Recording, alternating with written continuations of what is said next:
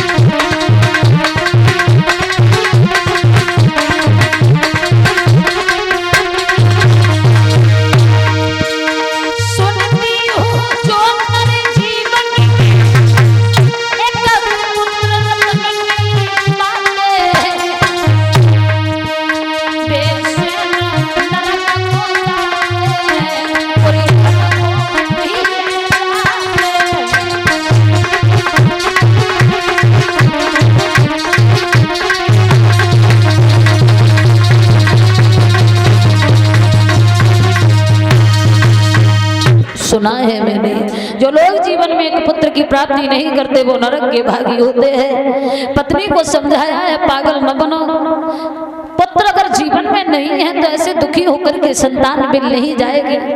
तो पत्नी ने कहा, महाराज ये तो कायरन जैसी बात हो गई, कुछ काम नहीं करते, कहते भगवान ने हमें आराम नहीं दिया। अगर मेरी बात मानो तो तुम एक काम करो। क्या? हाथ जोड़ करके पत्नी बोली है, महाराज हमारी कोख से कोई पुत्र पैदा नहीं हुआ, मैं ही वो अभागिनी हूँ जो तुम्हें निवल कहती हूँ, तुम्हारे वंश को एक चिराग न दे सकी, मैं ही वो अभागिनी हूँ। एक काम करो महाराज, शायद मेरी कोख से कोई पुत्र नहीं हुआ, आप अपनी दूसरी शादी कर लो, शायद सौत के घर में आने से एक पुत्र हो जाए। सुनीति सुनो पिया, अरे जब देख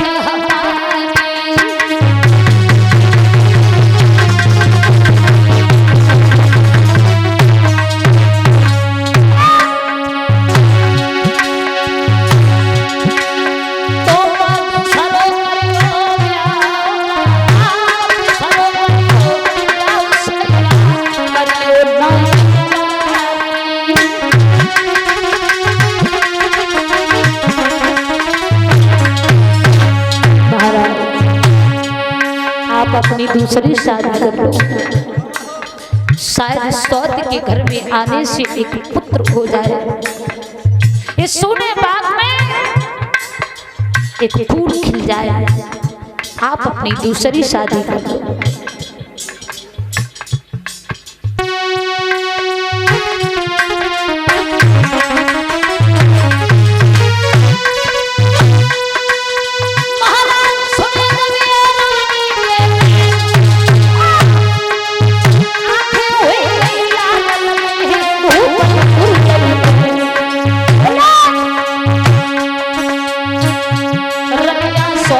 घर में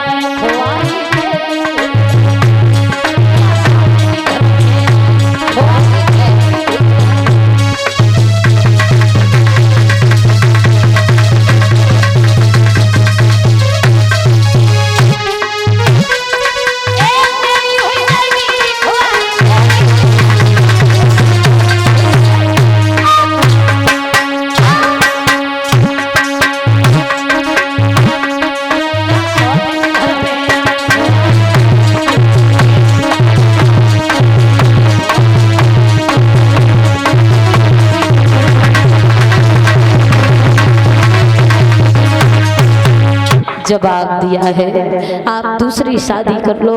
उत्तानपाद कहने लगे री पागल हो गई है क्या? अगर मैंने दूसरी शादी करी तो तेरी ख्वारी हो जाएगी, इस घर की बर्बादी हो जाएगी। वैसे भी जिंदगी में जिन्होंने 2 शादी करी वो कभी जीवन में सफल नहीं हुए और तुम हमें दूसरी शादी करने क्यों कहती हो? अरे तुम कौन सी माटी की बनी हो? स्त्रियां तो चाहा करती हैं कि मौत दिया जाए लेकिन 100 दिन आए और तुम हमसे दूसरी शादी करने को बताती हो है? बोले रानी एक बात बताओ,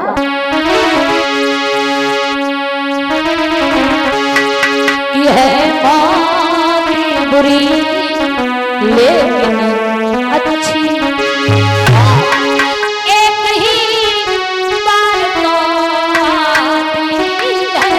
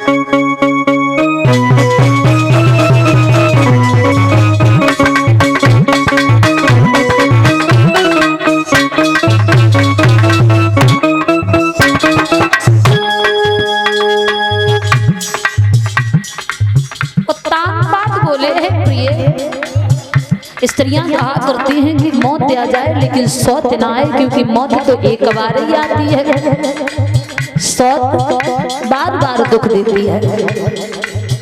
और फिर तुम्हारी जैसी स्त्री आंगन में हो और उसे दूसरी शादी करने की क्या जरूरत है? क्योंकि सुनीति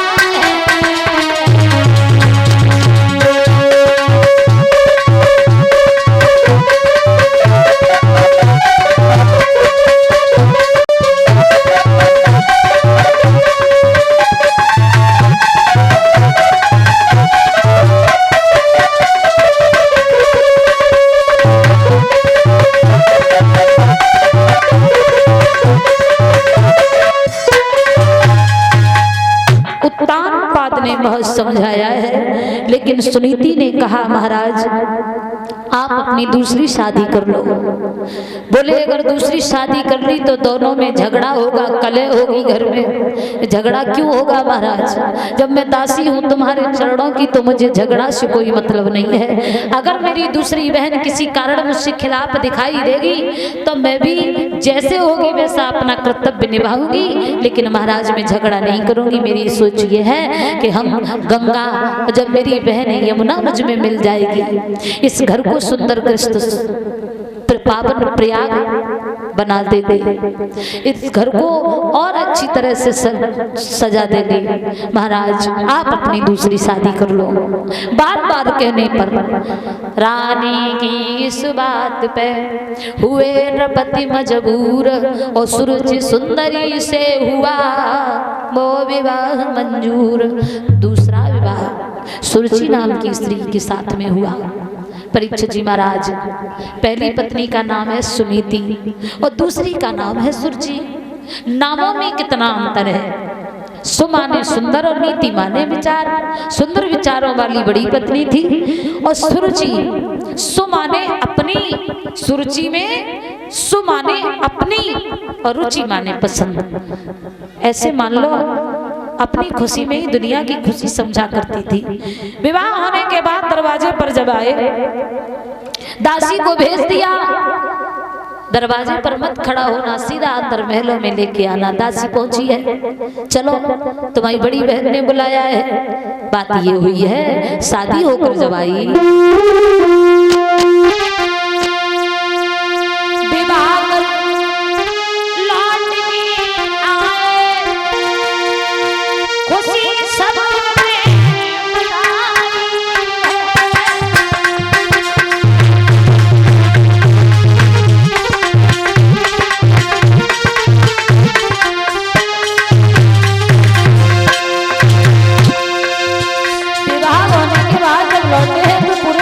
खुशी छाई है।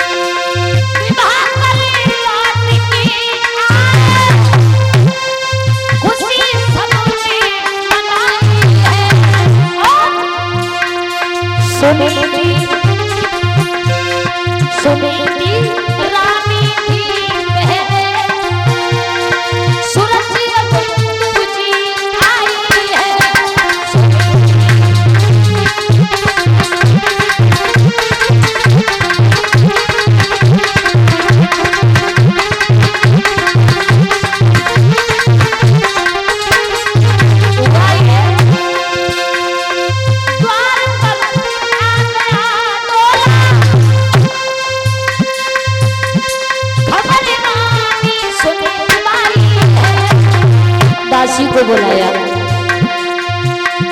तू बाजी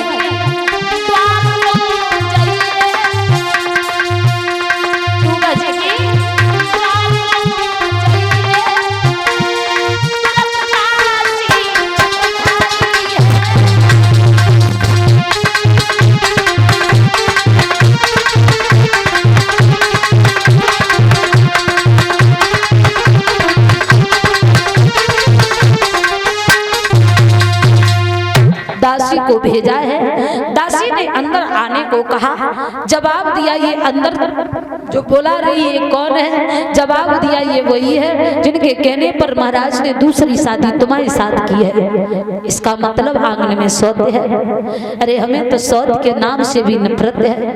बुलाओ तानपाद को, जब एक शादी हो चुकी थी तो काहे को दूसरी शादी करी।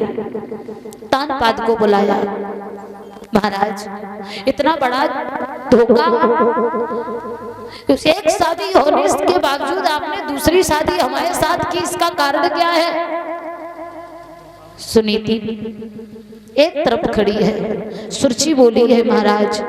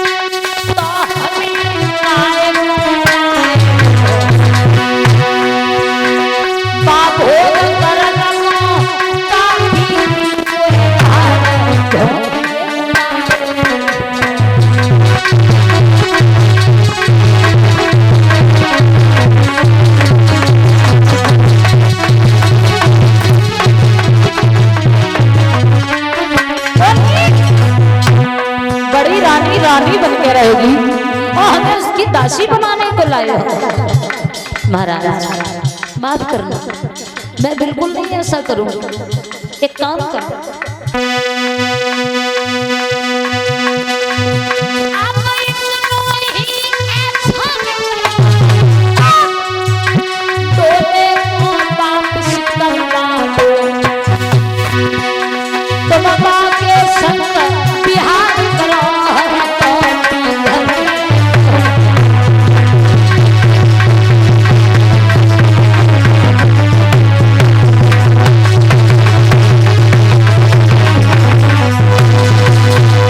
मुझे मेरे पिता के यहाँ पहुँचा दो।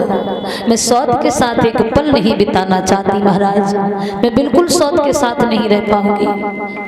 तुम ये सोच रहे होगे दो स्त्रियां और एक घर में एक छत के नीचे रह ले, बिल्कुल नहीं महाराज। एक बात बताओ,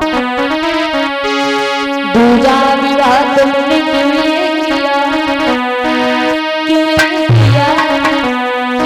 और बोले को वापस लौटा दो पिता, बोले को वापस लौटा दो।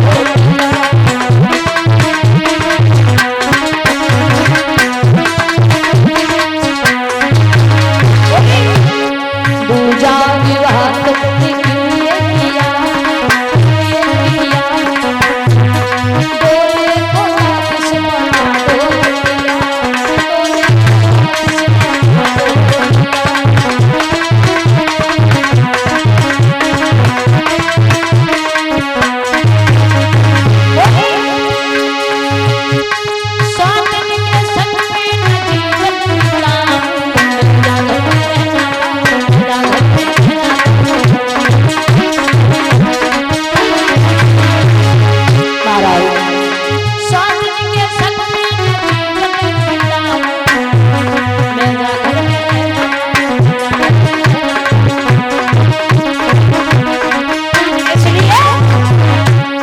बोले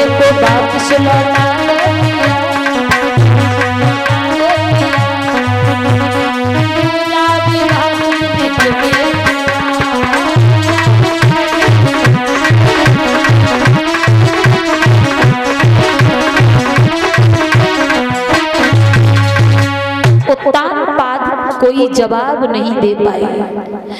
सुनीति से कहा है अब देख क्या रही हो, तुम ही जवाब दो। सुनीति आगे बढ़ी, हाथ जोड़े, पैर पकड़े हैं। बहन तुम क्या कह रही हो, इस घर से चली जाओगी, तुम घर में नहीं जाओगी। अगर तुम यहाँ से दरवाजे से लौट गई तो बड़ा हंसी होगी। तुम दरवाजे से लौट कर न जाओ। पैर पकड़े है, एक लात मारी है अभागिनी, तू तो मेरे पैर पकड़ने के काबिल भी नहीं है। उत्तानपाद से कही महाराज मैं तो इससे बात भी नहीं करना चाहती। कारण यह है महाराज, मेरे पिया सौत की भस्म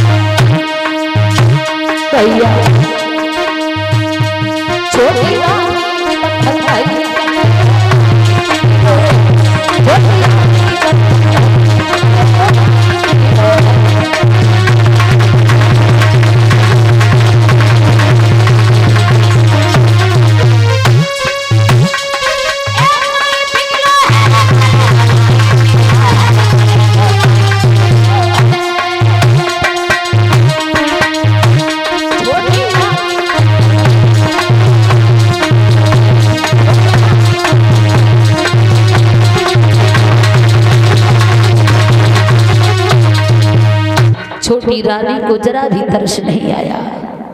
महाराज मैं सौत के साथ एक पल नहीं रहूंगी। सुनीति कहने लगी तो तुम क्या चाहती हो? जवाब दिया मैं चाहती हूँ, तुम नहीं जानती तो शादियों के बीच क्या व्यवहार होता है। अगर तुम्हें इस घर में रहना है तो तुम रहो, मैं इस घर से चली जाऊंगी, और अगर मुझे इस घर में रखना हो तो तुम इस घर को छोड़कर चली जाओ। बड़ी रानी ने घर छोड़ दिया है। छोटी रानी को उस घर में गृह प्रवेश हुआ।